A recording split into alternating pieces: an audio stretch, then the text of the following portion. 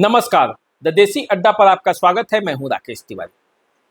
देखिए, क्या राजद सुप्रीमो लालू प्रसाद यादव के बड़े बेटे तेज प्रताप यादव के कबूलनामे के बाद जिस तरह से उनकी पहली पत्नी ऐश्वर्या राय ने अपने आंसू बहाए हैं, क्या उस आंसू के समंदर में आरजेडी की सफलता सारण जिले में बह जाएगी? 2020 में जिस तरह से आरजेडी ने प्रदर्शन किया था और एक तरफा जीत हासिल की थी सारण जिले में, क्या उस पर ग्रहण लग जाएगा? पिछले चुनाव में यादवों के बल पर इतनी बड़ी सफलता हासिल करना और उसके बाद जिस तरह से सारण जिले में लालू परिवार के बवंडर की आंधी की गूंज सुनाई दे रही है, उसके बाद ये सवाल आता है कि जो 2025 का चुनाव है, इस पर क्या राजद अपनी पकड़ मजबूत रख पाएगी? छपरा सारण ये जो इलाका है ना, ये आरजेडी का गढ़ है। यहाँ दो जातियों का दबदबा है, लोकसभा चुनाव में भी और विधानसभा चुनाव में। राजपूत और यादवों का बहुल इस इलाके में कभी आरजेडी भारी पड़ती है तो कभी बीजेपी और एनडीए गठबंधन। जब विधानसभा का चुनाव हुआ था पिछला, तब एनडीए के समीकरणों को ध्वस्त करते हुए आरजेडी ने सफलता पाई थी। 10 में से 7 सीटें जीत गई थी। जिन 7 सीटों पर राजद के नेतृत्व वाले महागठबंधन को सफलता मिली थी, उसमें से माझी, जहां से सत्येंद्र यादव चुनाव जीते थे कम्युनिस्ट पार्टी के टिकट पर, एकमा से श्रीकांत यादव आरजेडी के टिकट पर चुनाव जीते थे, जितेंद्र कुमार राय मरहौरा से आरजेडी के टिकट पर चुनाव लड़े थे, परसा से छोटे लाल राय आरजेडी के टिकट पर चुनाव लड़े थे और जीते थे। जो गरखा है सुरक्षित, वहां से सुरेंद्र राम चुनाव जीते थे आरजेडी के टिकट पर। जो सोनपुर है, वहां से रामानुज प्रसाद यादव चुनाव जीत गए थे और बनियापुर से केदारनाथ सिंह आरजेडी के टिकट पर चुनाव जीते थे। कुल मिलाकर देखा जाए तो पूरे जो 7 सीट है, इसमें से 5 सीट पर यादवों का कब्जा था, यादव ही जीते थे। यानी कि यादवों के बल पर आरजेडी सारण में इतनी बड़ी सफलता हासिल की थी। 10 में से 7 सीटें गठबंधन के पक्ष में आ गई थी। लेकिन इस बार मामला कुछ अलग है। मामला कुछ अलग इसलिए है क्योंकि जो सूत्र बता रहे हैं उसके हिसाब से आरजेडी 2020 के विधानसभा चुनाव के बाद लगातार सारण में कमजोर हो रही है। और कमजोर होने का कारण भी है, देखिए, जब पिछला लोकसभा चुनाव था तो लोकसभा के चुनाव में रोहिणी आचार्य, जो कि लालू प्रसाद यादव की पुत्री हैं, वो चुनाव हार गई। चुनाव हारी तो किस परिस्थिति में हारी ये सब जानते हैं। और उनके हारने के बाद जिस तरह से उन्होंने आरजेडी के विधायकों पर ही आरोप लगाए, तो उसी समय थोड़ा सा कमजोरी आरजेडी के अंदर झलका था कि आपस में ही सिर फिटौल की स्थिति थी। अब जबकि तेज प्रताप यादव सारण की बेटी ऐश्वर्या राय को एक तरह से देखा जाए तो धोखा दे चुके हैं, हालांकि पहले भी दिए हैं, लेकिन जिस तरह से इस बार घोषणा की, उसके बाद से यादवों में भी फूट की संभावना है। चंद्रिका राय इस बात को लेकर जनता के बीच जाएंगे और जब चंद्रिका राय इस बात को लेकर जनता के बीच जाएंगे तो यादवों के बीच भी जाएंगे। वो कह रहे हैं कि सारण के बेटी के साथ छल हुआ है और इसी तरह का छल लालू प्रसाद यादव की फैमिली करती आई है, करती रही है, उनके साथ धोखा हुआ है। तो एक तो यादवों में थोड़ी सी खलबली है।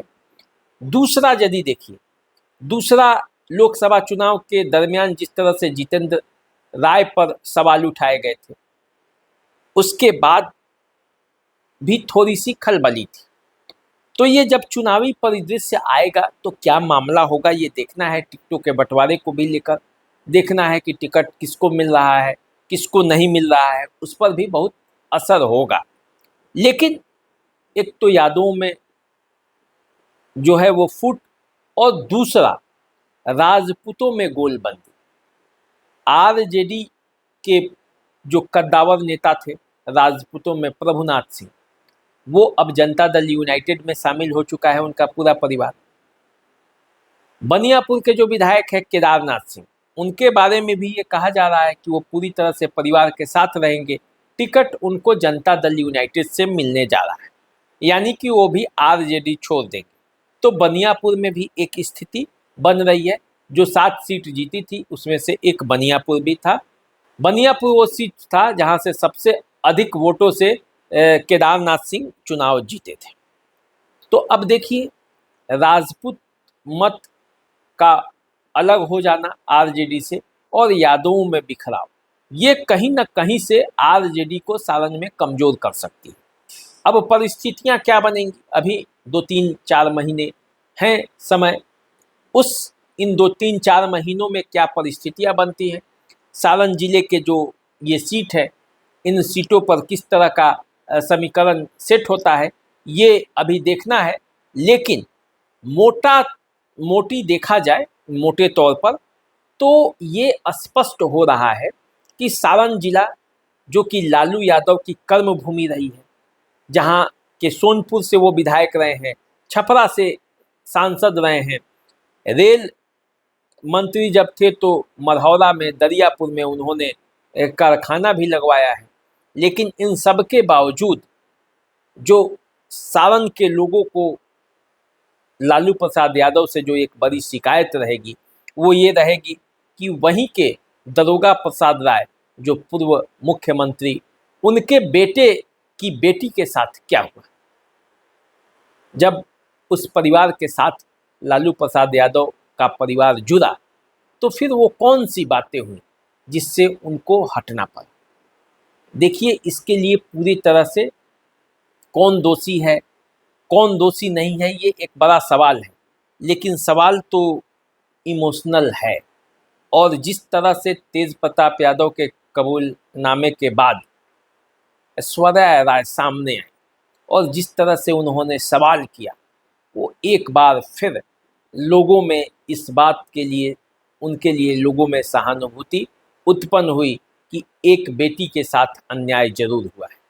तो जब वो चुनाव में जाएंगी और जाकर लोगों के बीच फिर अपनी बातें रखेंगी, तो हो सकता है कि सहानुभूति ऐश्वर्या के साथ जाए। ऐसे में परसा जो विधानसभा क्षेत्र है वो प्रभावित हो सकता है। बनियापुर पर जो है वो एक खतरा है आरजेडी के लिए। मढ़ौरा से जितेंद्र कुमार राय हालांकि व्यक्तिगत तौर पर भी मजबूत नेता माने जाते हैं, लेकिन मढ़ौरा में भी कई तरह की बातें हैं।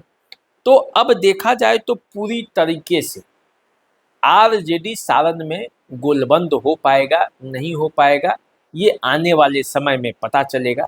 क्योंकि सारण जिले में आरजेडी में भी कई गुट हैं और उन गुटों के बीच भी आपसी वर्चस्व की लड़ाई है, और उस लड़ाई के परिणाम स्वरूप ही कई बार परिणाम बदल जाते हैं। तो देखना ये है कि जिन यादवों के बल पर 5 सीट विधायक बने थे यादव, 10 में से 5 सीट यादव जाति के विधायक ही जीत गए थे। तो जिन यादवों के बदौलत आरजेडी इतनी बड़ी सफलता पाई थी, क्या इस बार सारण में वे गोलबंद रह पाते हैं या उसमें भी फूट होगी, ये आने वाले समय में पता चलेगा। और तब सारण के राजनीतिक परिदृश्य से वो रिजल्ट निकलेगा जिसका इंतजार आप सबको है। क्या हुआ था 2020 के चुनाव में, और उससे उलट या ठीक उसी तरह के परिणाम आएंगे 2025 में, इसके लिए आपको थोड़ा इंतजार करना पड़ेगा। देखना पड़ेगा कि जो गुनागणित है, जो जिस गुने गणित पर जो मौजूदा विधायक हैं वो काम कर रहे हैं, जो मौजूदा विधायक हैं उनके काम काज का हिसाब किताब क्या है, क्या जनता उनसे संतुष्ट है या फिर उनको अपना वोट देने की सोच रही है, इस पर बहुत कुछ निर्भर करने वाला है। तो देखिए, सारण जिले के जो माझी हैं, एकमा है, मढ़ौरा है, परसा है, जो गरखा है, सोनपुर है, बनियापुर जो है, अमनौर जो है, छपरा जो है, ये तरैया जो है, यहाँ पे क्या होता है, इन सीटों पर फिर कौन कौन से समीकरण काम करते हैं, इसके लिए आपको थोड़ा इंतजार करना पड़ेगा। हमें भी इंतजार है, हम भी सारण जिले के बात लेकर आपके सामने हाजिर होंगे। आपको हर सीट के बारे में भी बताएंगे और उसका गुनागणित भी बताएंगे। लेकिन फिलहाल ये बातें जो थी, तेज प्रताप यादव के जो बात प्रकरण सामने आया और उसके बाद ऐश्वर्या राय ने जिस तरह से स्टैंड लिया और उसके बाद जो समीकरण सारण में उत्पन्न हो रहा है, जिस तरह की चर्चाएं हो रही हैं, उस पर हमने चर्चा की। तो चलिए आप हमारे साथ बने रहिए, फेसबुक इंस्टाग्राम पे हमें फॉलो कीजिए। हमारे साथ आपका साथ बना रहे, इसी उम्मीद और कामना के साथ हम अभी विदा लेंगे, फिर मिलेंगे। नमस्ते।